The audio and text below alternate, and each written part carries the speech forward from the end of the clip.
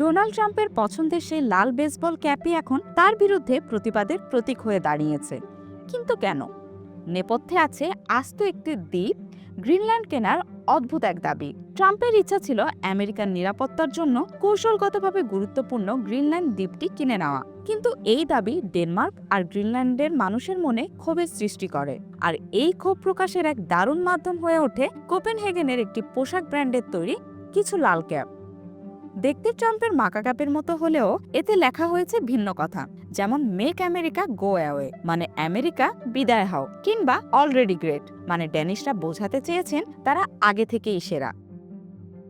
দোকানের মালিক মাইকেল জানান, এই ক্যাপগুলো দোকানে অনেকদিন ধরেই পড়েছিল, কিন্তু ট্রাম্পের ওই এক ঘোষণায় এগুলো রাতারাতি ভাইরাল হয়ে যায় এবং চাহিদাও আকাশচুম্বী হয়ে ওঠে।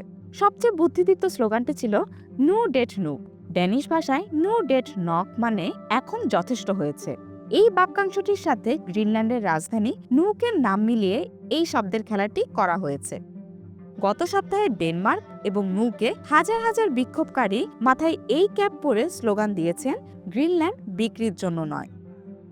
ডেনমার্ক আর গ্রিনল্যান্ডের এই প্রতিবাদ মনে করিয়ে দেয়, মানচিত্রের সীমানা বড় বড় ব্যবসায়িক চুক্তিতে কেনা গেলেও মানুষের দেশপ্রেম আর মাটির টান কোনো নিলামেই তোলা সম্ভব নয়।